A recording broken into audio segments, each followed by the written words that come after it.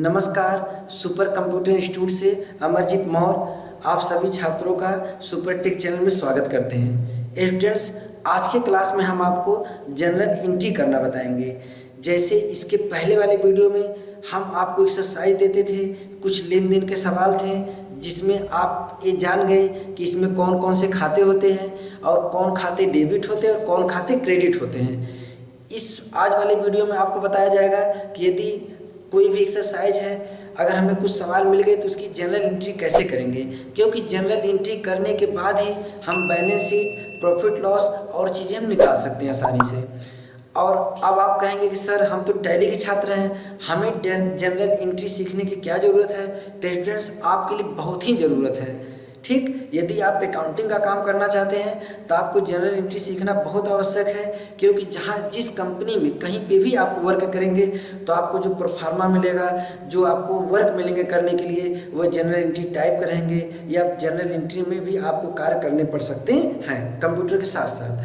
तो general entry बहुत आसान होता है, इसमें कुछ नहीं करना होता है। इसके अंदर केवल 5 कॉलम होते हैं, जिसमें पहले वाले कॉलम में हम डेट देते हैं, दूसरे कॉलम में पार्टिकुलर जो होता है उसमें लेजर का नाम लिखते हैं, जो लेजर होते हैं, और उस पार्टिकुलर के कॉलम में सबसे पहले जो लेजर का नाम होता है डेबिट का नाम लिखते हैं, उसके बाद नीचे क्रेडिट का नाम लिखते हैं। जब क्रेडिट वाले लेजर का नाम लिखते हैं तो क्या करते हैं, 2 के साथ इंडिकेट करते हैं।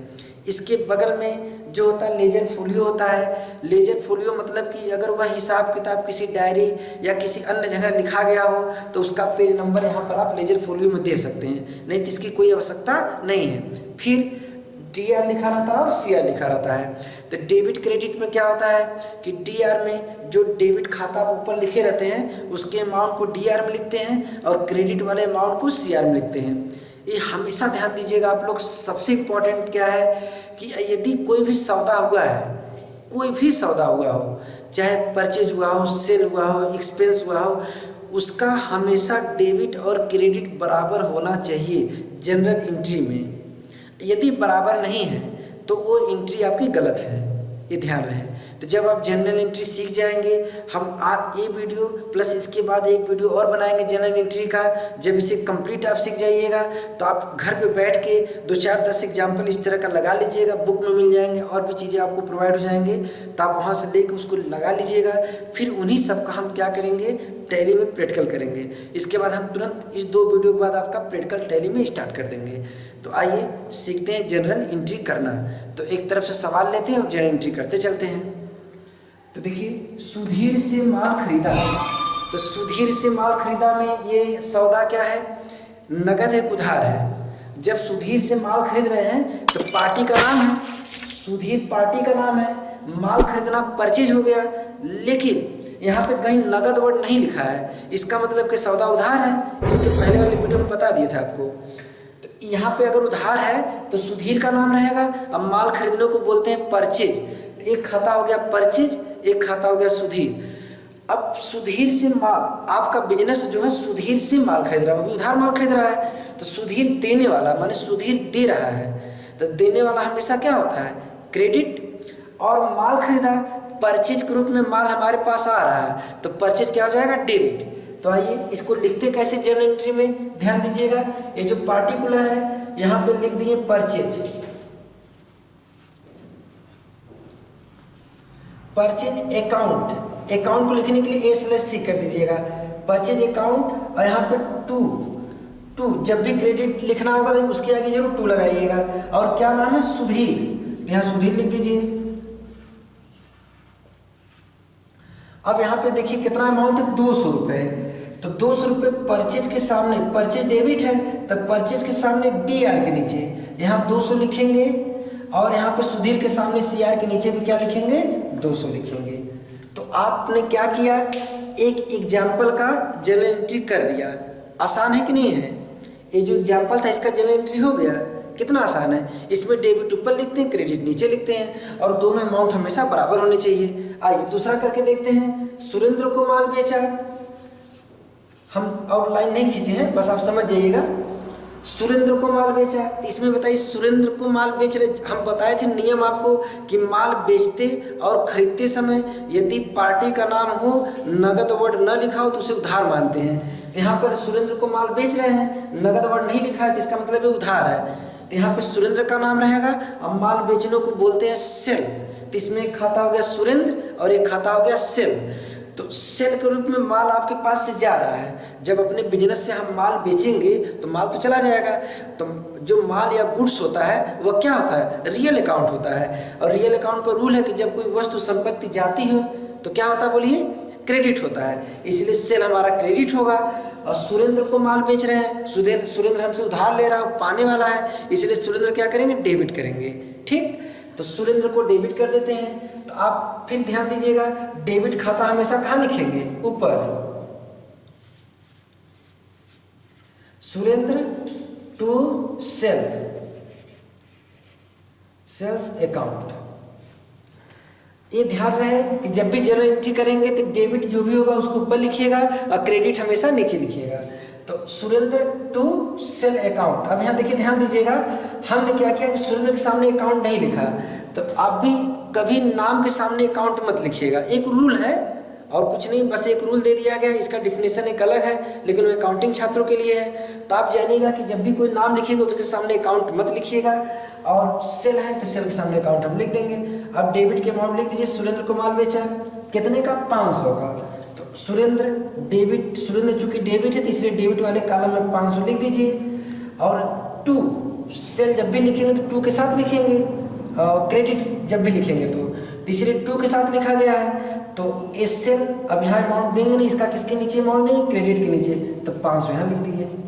तो बताइए हो गया ना, आसान एंट्री लग रही कि नहीं आपको, कि आपने कोई भी एक सौदा आप लिए और आपने उसका डेबिट क्रेडिट यहाँ पे दर्शा दिया। अब आइए दूसरा सवाल देख लेते हैं।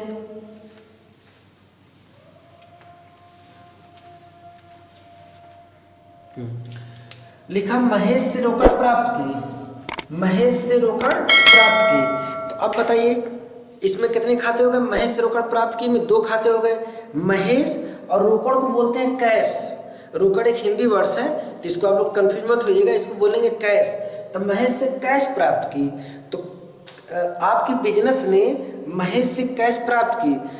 एक चीज़ और ध्यान दीजिएगा स्टूडेंट्स, ये टोटल जो वर्क हुआ ना सब आपके बिजनेस के साथ ही हुआ है।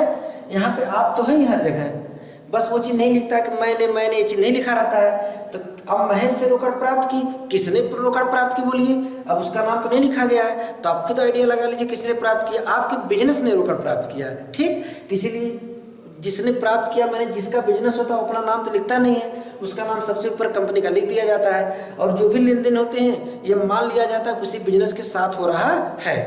तो आइए, महेश से रोकड़ प्राप्त की, इसमें खाता महेश हो गया, खाता कैश हो गया। तो महेश से मैंने महेश यहाँ दे रहा है, महेश देने वाला इसलिए क्रेडिट होगा।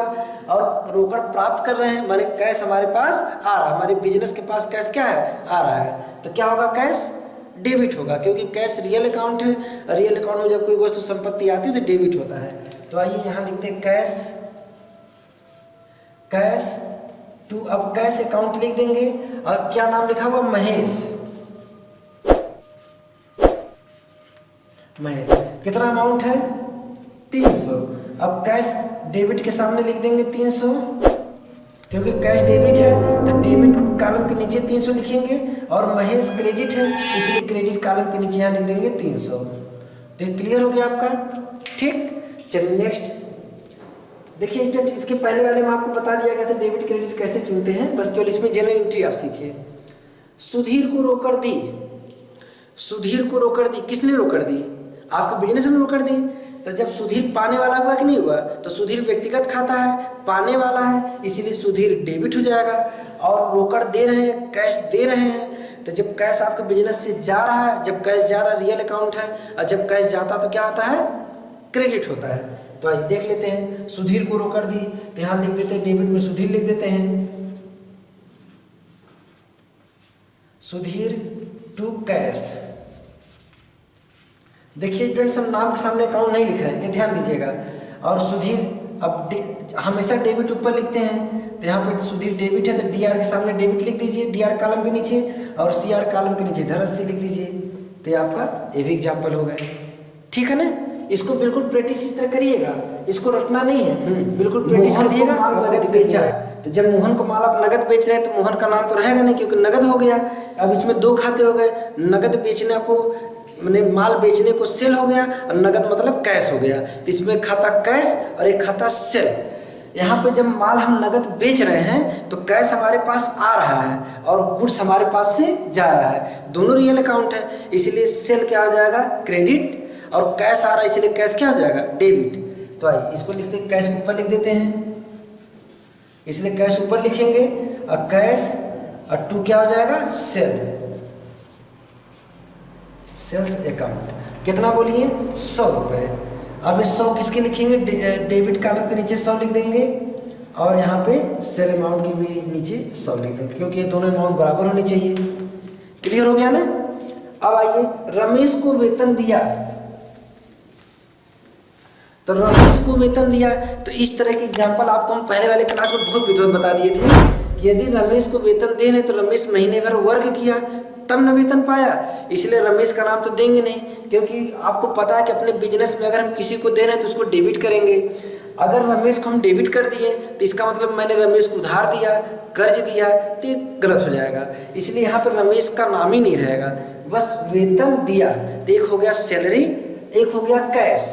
तो सैलरी कौन सा खाता है, नॉमिनल अकाउंट है, और हमारा खर्च हो रहा है, हमारे बिजनेस का सैलरी देते समय खर्च हो ही रहा है, इसीलिए सैलरी को डेबिट रखेंगे। और जब वेतन दे रहे हैं तो कैश आएगा अपने बिजनेस में, कैश तो जाएगा ही बिजनेस से, इसलिए कैश जा रहा बिजनेस से, इसलिए कैश क्या हो जाएगा, क्रेडिट। तो इसमें क्या करेंगे, सैलरी, सैलरी अकाउंट और टू कैश कितना है, 160, 160 दे दिए और यहाँ पर 160।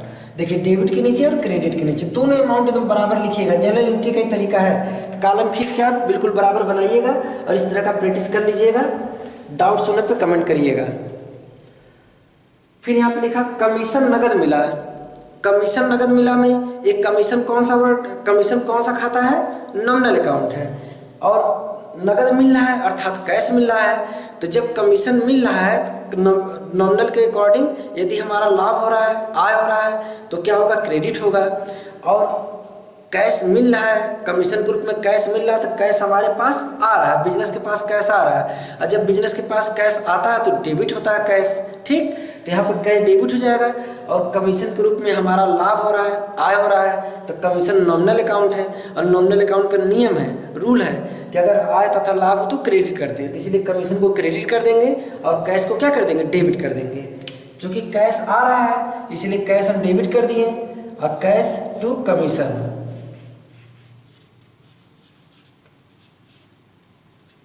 हाँ कितना है, 60 रुपये।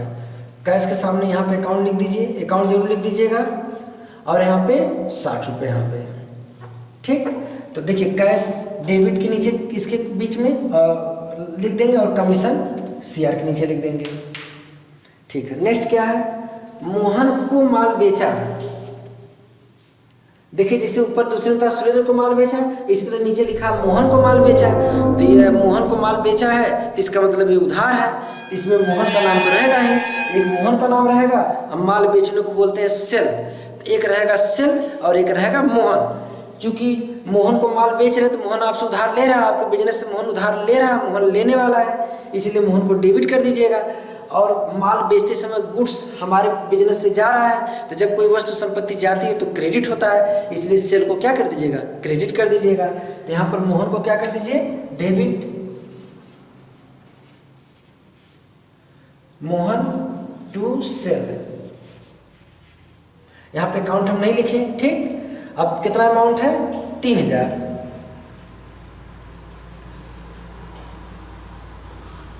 ठीक है, एकदम बिल्कुल। देखिए मोहन डेबिट है तो डेबिट के कॉलम में हम 3000 लिख दिए, और सेल है, सेल को हमेशा 2 से लिखते हैं, अरे क्रेडिट को हमेशा 2 से लिखते हैं, तो क्रेडिट के नीचे हमने इसका अमाउंट लिख दिया।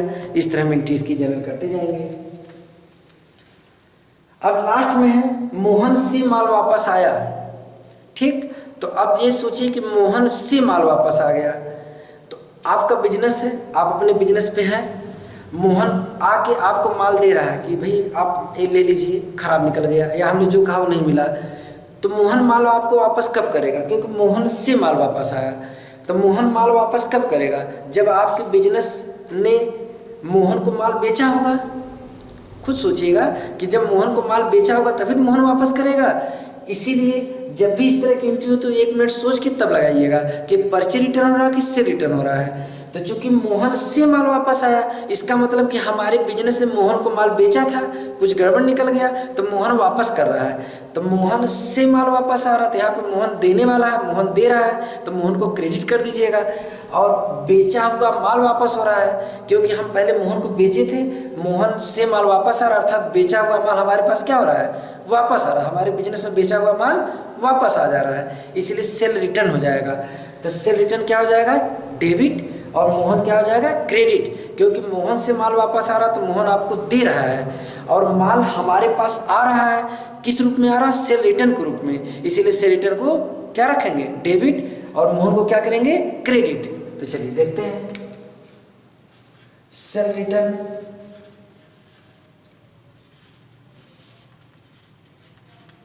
सेल रिटर्न टू मोहन,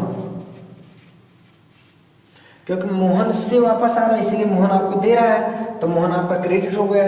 और इसमें माल आ रहा है इसलिए जो है गुड्स आपके पास आ रहा है इसलिए डेबिट हो गया, से रिटर्न डेबिट हो गया।